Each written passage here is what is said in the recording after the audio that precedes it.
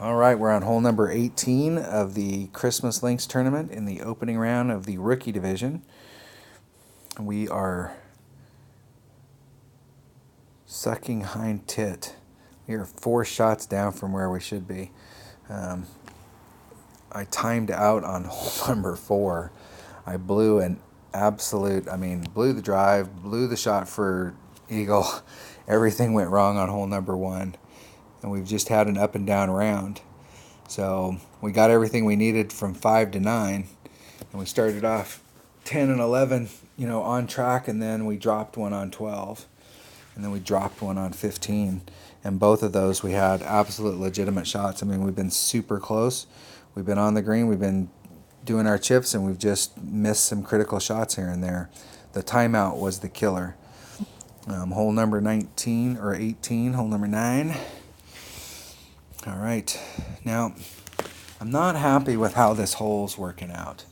So, I'm just refusing to bring out with a 4 power ball and a quarterback on the front 9, and just barely any overpower. I was like right out in this area. I was like right before the shadow, like out here, maybe just a titch, but I was in this area. And to get over with my big dog, I was way up in here and had to bring it around the bend. You didn't really have a legitimate straight shot where you could kind of aim it and just adjust out the wind and do it. I was having to use the wind to my advantage and to get it over there. So we need to get, and that's with a big dog. So we need to get further up into this chute so that we get more of our big dog into play on this shot. And I don't want to bring, I used a Titan, but I think I might have to bring a 4 power ball just to get me up there far enough. And we want to bring one that's got low wind, so the wind's going kind of across it in this direction. So I think our wind in the tournament is going like this, or more like this. So we want to be able to utilize what wind's there so that we can get a little farther up. So I think I'm going to use a 4. I want to continue to use my more accurate club. And even though, this is a shot, because you can hit distance-wise, you can hit a full overpower extra mile max topspin with a Titan, and you're not going to hit the rough on the other end down there. That's a long fairway area, but this club is so inaccurate, and the entire chute running down there, you're in the middle. What to do? I'm gonna roll the dice here just because I'm on the last hole and I'm already at that point. I'm gonna bring a Titan, and I'm gonna bring an extra mile and a sniper, and I'm gonna try and put the ball way up there so that I get my sniper to give me a serious albatross shot on the last hole. If I could pick one shot up here, it'd make my day. My day couldn't get much worse if I dropped one. So.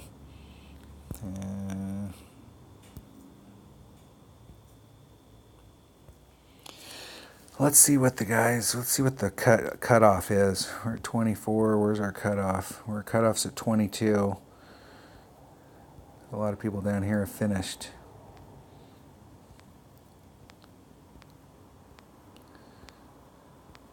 So there's probably 20 people that could be higher than me.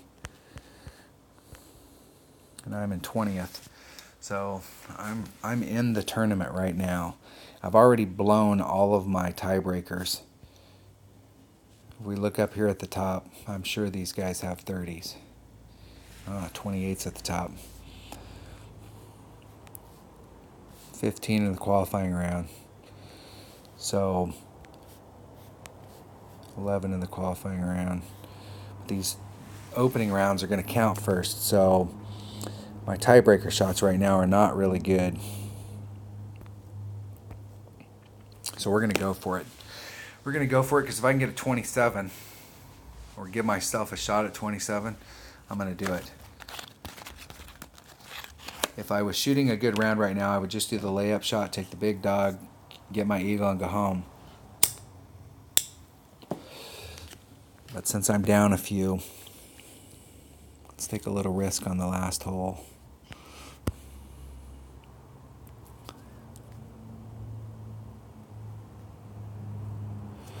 So the wind's going to push us that direction. So it's going to push us out to about right there. So that'll put us more in the middle of the fairway.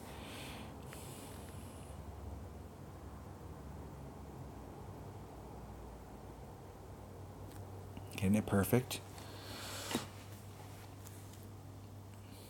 I've had some weird things happen. One of the holes, I went back and watched the video, and I still am baffled on why the ball went as far to the right as it did, unless it hit something out there that was, you know, some uneven spot, a really unlucky bounce.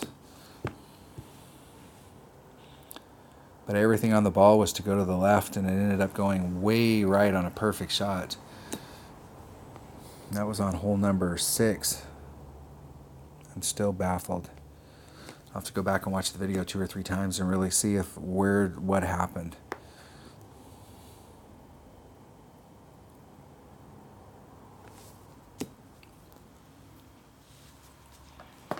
All right, we got up there. We got our shot. Our opponent came pretty close to the rough right there, but they had enough speed. They were carrying enough speed that they would have been able to trickle out there. And you don't have to be. If you brought a big dog, if you're out there by that shadow, you can make it, because your big dog will be up in here.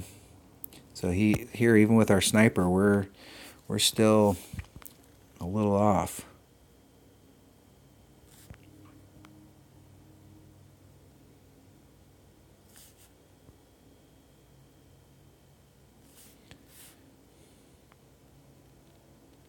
I'll put 2 topspin on. I'm going to let the wind carry it. Put a little bit of curl on it to bring it back. And we hit it great to the inside. Great to the right.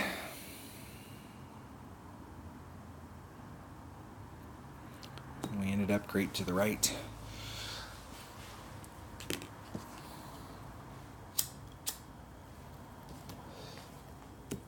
When I was originally practicing this hole, I came here with an Extra Mile and a Guardian.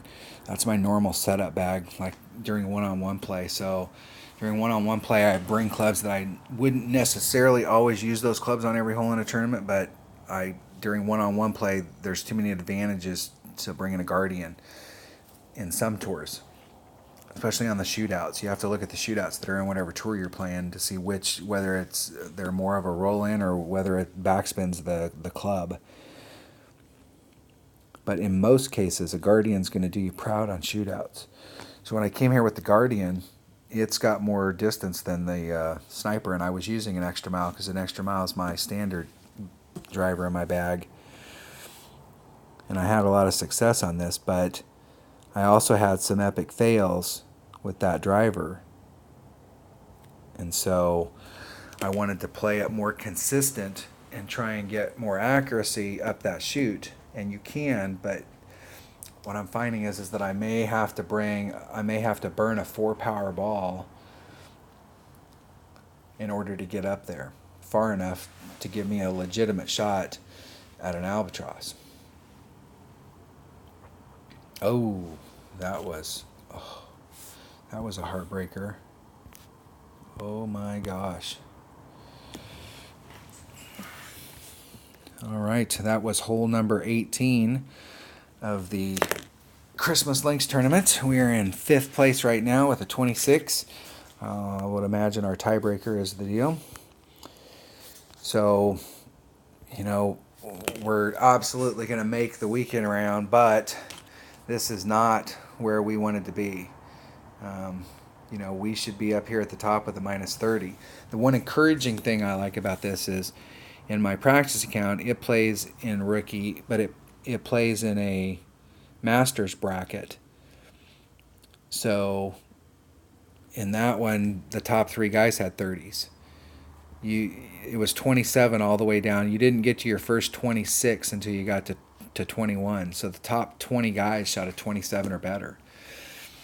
And so in that bracket there, if you didn't have great tiebreakers, you're not going to win. Even if you shoot the 30 on the weekend round, you know, there's guys above you that shot a 30 on the opening and a 15 in the qualifier. So you're going to have to try and pick up a shot, like get a 31 in order to actually have a legitimate shot at winning, because you're just not going to win with the tiebreakers. 77 plays in the rookie division, but it plays in an expert. But I play in an expert bracket, and so we're gonna see. I'm gonna see some 30s, but there may only be one or two. So then you have an opportunity where you can win that tiebreaker depending on how they did. They might have been like me. They had a great qualifier and limped in with a opener, so you never know. So I think my chances are still pretty good because I know that I can get the 30, and I'm actually really confident that if I play good on the big holes, that there are shots to pick up on this. I think if we go back through the holes and do a little bit of a recap, and I'll shoot that as a separate video. All right. So that was hole number 18 of the Christmas Links tournament in the opening round of the rookie division. Thanks for watching.